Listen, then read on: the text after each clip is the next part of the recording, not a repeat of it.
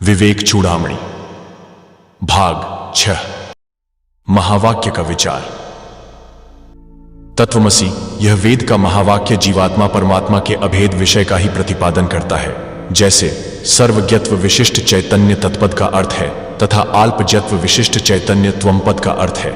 इन दोनों अर्थों के शोधन करने से अर्थात अच्छी रीति से विचारा जाए तो तत्वमसि यह श्रुति बार बार दोनों के एकत्व ही का वर्णन कहती है। इन दोनों विरुद्ध अंश को त्याग कर देने से जीवात्मा परमात्मा की एकता सिद्ध होती है। इसी का नाम भाग त्याग लक्षणा कही जाती है। सर्वज्ञत्व विशिष्ट ईश्वर व अल्पज्ञत्व विशिष्ट ईश्वर, इन दोनों में एकता नहीं होती है, क्योंकि यह दोनों खद्योत और सूर्य के सदृश राजा एवं राजसेवक, कुआं एवं समुद्र, परमाणु एवं सुमेरु के समान परस्पर विरुद्ध धर्मयुक्त है। जीवात्मा और परमात्मा का जो अल्पज्ञत्व सर्वज्ञत्व आदि उपाधि है वह सब कल्पित है। वास्तविक यह कोई उपाधि नहीं है। माया और महत्व आदि ईश्वर का कारण है और अन्नमय आदि पंचकोश जीव का कारण है। माया और महत्व आदि जो परमात्मा की उपाधि है और अन्नमय आदि पंचकोश जो जीव की उपाधि है, इन दोनों उपाधि का सम्यक निवारण होने से न परमात्मा रहेगा न जीवात्मा रहेगा। जैसे राज्य करने से राजा कहा जाता है और वही राजा युद्ध में जाने से वीर कहा जाता है, इन दोनों उपाधि के छोड़ देने से न राजा कहा जाएगा न तो वीर कहा जाएगा। एक ही मनुष्य की आकृति दिखाई देगी, वैसे ही उपाधि के नष्ट होने से एक ही शुद्ध चैतन्य शेष रहेगा। परब्रह्म में जो द्वैत भावना हो रही है, उस द्वैत भावना को अर्थात आदेशे नेति नेति इत्यादि श्रुति साक्षात निषेध करती है। इसलिए श्रुतियों को प्रमाण से बोध संपादन करके उत्तरीति से द्वैत का निवारण ही करना चाहिए। जैसे रस्सी में का देखा सर्प और स्वप्न अवस्था के देखे अनेकों पदार्थ सत्य नहीं है, वैसे ही अज्ञान कल्पित यह जगत सत्य नहीं है। ऐसी यथार्थ युक्तियों से दृश्य जगत का निषेध करने के पश्चात जीवात्मा परमात्मा का जो एकत्व भाव है वही शुद्ध चैतन्य परब्रह्म है। जीवात्मा और परमात्मा का अखंड एकर सत्व सिद्धि के लिए महावाक्य में त्याग लक्षणा करना, इसी लक्षणा से परमात्मा लक्षित होता है। इसी का नाम जहती लक्षणा भी है। यहां केवल जहत लक्षणा अथवा अजहत लक्षणा नहीं होती, क्योंकि जहत लक्षणा वहां होती है। जैसे कोई कहता है कि गंगा में गांव है। यह वाक्य सुनकर श्रोता ने विचार किया कि गंगा पद का प्रवाह अर्थ है, तो प्रवाह में गांव होना असंभव है। इसलिए गंगा पद का जो मुख्य अर्थ है प्रवाह है, उसको त्याग कर तीर में लक्षणा होती है। अजहत लक्षणा भी वही होती है। जैसे कोई कहता है कि श्वेत दौड़ता है। यह वाक्य सुनकर श्वेत गुण का दौड़ना असंभव है, इसलिए श्वेत गुण संयुक्त वाक्य में लक्षणा होती है। तत्वमसि इस महावाक्य में तो चैतन्य स्वरूप अर्थ तत्पदार्थ और त्वम पदार्थ दोनों में वर्तमान रहता है और सर्वज्ञत्व आत्मज्ञत्व रूप विरुद्ध भाग का दोनों में त्याग होता है। इसलिए जहती लक्षणा समझना चाहिए। जैसे वही यह देवदत्त है। इस वाक्य में तत्कालीन और अतत्कालीन रूप विरुद्ध धर्म को त्याग कर एक ही देवदत्त का बोध होता है। तैसे तत्वमसि इस वाक्य में उत्तरीति से परोक्षत्व अपरोक्षत्व रूप विरुद्ध धर्म का दोनों पदार्थों में त्याग करने से चैतन्यांश में एकता होती है। जीवात्मा और परमात्मा इन दोनों में से विरुद्ध अंश को छोड़कर दोनों चैतन्य अंश को विद्वान लोग एकत्व निश्चय करते हैं। इसी तरह से सैकड़ों महावाक्य जीवात्मा परमात्मा के एकत्व भाव को ही स्पष्ट कहते हैं। ब्रह्म विचार का वर्णन। इस श्रुति से अनित्य स्थूल पदार्थों के निवारण करने से आकाश सदृश व्यापक तर्क रहित चैतन्य सिद्ध होता है। इसीलिए आत्म रूप से गृहीत जो मिथ्या प्रतीति मात्र देहादि वस्तु में आत्मबुद्धि हो रही है, उस बुद्धि को त्याग करो और मैं ब्रह्म हूं, ऐसे विशुद्ध बुद्धि से अपने को अखंड बोध रूप चैतन्य आत्मा समझना चाहिए।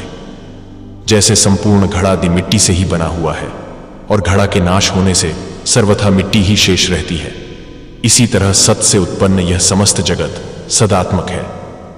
इस सत से अतिरिक्त दूसरा कुछ नहीं है। वह सत्स्वरूप साक्षात आत्मा है। इसलिए वही प्रशांत निर्मल अद्वितीय परब्रह्म तुम हो, जो जाति नीति कुल और गोत्र इन सब से रहित तथा नाम रूप गुण दोष इन सब से पृथक देश काल विषय आदि से अलग जो परब्रह्म है, वही ब्रह्म तुम हो। ऐसी अपने अंतःकरण में भावना करो। सकल राग गोचर अर्थात प्रेमास्पद तथा विमल जो बोध रूप नेत्र, उसके गोचर शुद्ध चैतन्य घन अनादि वस्तु जो परब्रह्म है, वही ब्रह्म तुम हो, ऐसी अपने अंतःकरण में भावना करो। राग द्वेष आदि 6 उर्मियों से रहित और योगियों के हृदय से विचारित और नेत्र आदि इंद्रियों के अगोचर और बुद्धि से अगम्य और स्तुत ऐश्वर्यशाली पर ब्रह्म तुम ही हो, ऐसी अपने चित्त में भावना करो। भ्रांति से कल्पित जो जगत, उसका आधार और आत्म भिन्न आधार से रहित, स्थूल सूक्ष्म जग से विलक्षण निष्कलंक उपमा से रहित जो परब्रह्म है, वह तुम ही हो, ऐसा अपने चित्त में चिंतन करो। जो जन्म वृद्धि परिणति अर्थात स्थूल क्षीण व्याधि नाश इन समस्त विकारों से रहित सदा एक रस संसार की सृष्टि और विनाश, इनका कारण जो परब्रह्म है, ऐसी अपने चित्त में भावना करो। अस्त आदि दोष से भिन्न तरंग रहित निष्कल जलराशि के समान गंभीर नित्य मुक्त और विभाग से रहित सदा एक मूर्ति जो परब्रह्म है, वह तुम ही हो, ऐसी अपने चित्त में भावना करो। स्वयं एक ही होकर अनंतानंत जगत का कारण और दूसरे कारण का नाश करने में कारण और कार्य कारण से विलक्षण जो स्वयं ब्रह्म है, वह तुम ही हो। विकल्प से रहित सर्वव्यापक नाश रहित क्षर अक्षर से विलक्षण नित्य व्यय सुख स्वरूप निर्मल जो परब्रह्म है, वह तुम ही हो। जैसे सुवर्ण अपने विकार रहित तो है, परंतु भ्रम से कंगन कुंडल आदि अनेकों प्रकार के रूप नाम को प्राप्त होता है, वैसे ही जो परब्रह्म स्वयं विकार रहित एक है, परंतु भ्रम से अनेक तरह के नाम रूप गुण क्रिया रूप से अनंतानंत प्रतीत होता है, वह ब्रह्म तुम ही हो। प्रकृति आदि से परे प्रत्यक्ष एकरस आत्मस्वरूप सत्यचित रूप सुखात्मक अनंत अव्यय जो परब्रह्म है, वह तुम ही हो। पूर्वोक्त अर्थ को अच्छी युक्तिपूर्वक बुद्धि से अपने चित्त में विचारने से हस्तगत जल आदि के सदृश संशय रहित होने से आत्मवस्तु का साक्षात बोध होता है। जैसे सैन्य के मध्य में सर्वोपरि विराजमान एक आत्मा होता है, वैसे ही संसार समूह में परिशुद्ध सम्यक बोध मात्र आत्म तत्व को जानकर और उसी आत्म तत्व का आश्रय लेकर आत्मा में सदा एक स्थित होकर संपूर्ण विश्व को ब्रह्म में ही लीन करो। बुद्धि रूपी गुफा में सत असत से विलक्षण सत्य अद्वितीय जो परब्रह्म है, उन्हीं परब्रह्म का रूप होकर जो मनुष्य बुद्धि रूपी गुफा में वास करेगा, उस मनुष्य का फिर उस गुफा में प्रवेश अर्थात पुनर्जन्म नहीं होगा। देहाभिमान का त्याग करने की आवश्यकता। आत्मवस्तु का ज्ञान हो जाने पर भी मैं करता हूं, मैं भोगता हूं, ऐसी प्रबल अनादि दृढ़ वासना का जब तक त्याग नहीं होता, तब तक पुनः संसार में जन्म लेना पड़ता है, क्योंकि पुनः संसार प्राप्त होने में वासना ही प्रबल कारण है। इसलिए प्रत्येक दृष्टि से आत्मा में निवास करने वाले मनुष्यों को उचित है कि प्रयत्न पूर्वक वासना को त्याग दे, क्योंकि वासना का क्षीण होना यही मोक्ष है, ऐसा आचार्यों का मत है। देह और नेत्र आदि इंद्रियों के जितने अनात्म वस्तु हैं, उनमें जो अहम मम ऐसी भावना है, उस भावना को आत्मनिष्ठा से विद्वान को अवश्य दूर करना चाहिए। बुद्धि और बुद्धि की वृत्ति का साक्षी प्रत्यक्ष आत्मा अपने को जानकर वह ब्रह्ममय हूं, ऐसी यथार्थ वृत्ति से देह आदि अनात्म वस्तुओं में जो आत्मबुद्धि व्याप्त है, उसका त्याग करना चाहिए। लोक वासना, देह वासना और शास्त्र वासना को छोड़कर आत्मा में जो संसार का अध्वास है, उसका त्याग करना चाहिए। लोक वासना, शास्त्र वासना, देह वासना, इन तीनों वासना के रहने से मनुष्यों को यथावत ज्ञान नहीं होता है।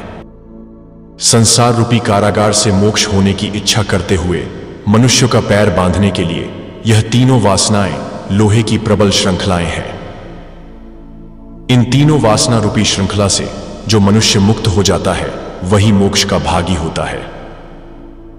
जैसे चंदन आदि दिव्य गंध युक्त किसी काष्ठ को जल आदि अन्य वस्तुओं का अधिक संसर्ग होने से उस अन्य वस्तु का दुर्गंध चंदन काष्ठ में मिल जाता है, परंतु उस बाह्य दुर्गंध को अच्छी तरह धोने से उस चंदन को घिसने पर पुनः सुंदर गंध निकलता है। उसी प्रकार अंतःकरण में प्राप्त जो अनंत दुर्वासना रूप धूल जमी है, इस दुर्वासना रूप धूल से आवृत जो परमात्मा की वासना है, वह जब बुद्धि के अत्यंत संघर्ष होने से विशेष शुद्ध होती है, तो चंदन के गंध तुल्य स्पष्ट प्रतीत होती है। देह आदि अनात्म वस्तु के वासना समूह से आत्मवासना जब अंतर्हित हो जाती है, तो नित्य आत्मा की निष्ठा से देह आदि तीनों वासना के नाश होने से फिर आत्मवासना स्पष्ट प्रतीत होती है। प्रत्यक्ष परब्रह्म में मन जैसे जैसे स्थिर होता है, वैसे वैसे बाह्य वासनाओं का त्याग करता है। जब मन से समस्त वासनाएं दूर हो जाती हैं, तो प्रतिबंधक से रहित निरंतर आत्मा का अनुभव होता है। चित्त वृत्ति को रोककर केवल आत्म वस्तु में स्थिर होने से मन का नाश होता है। मन के नाश होने पर बाह्य वासना क्षीण होती है। जब बाह्य वासना दूर होती है, तो आत्मा में जो शुद्ध सत्व का उदय होता है। अतः उसी शुद्ध सत्व का आश्रय लेकर अभ्यास करना चाहिए। साथियों, आप सभी से निवेदन है कि अपनी प्रतिक्रिया कमेंट में अवश्य दें कि आप सभी को यह वीडियो कैसा लगा। और हां, शेयर और लाइक करना ना भूलें। ओम शांति विश्वम।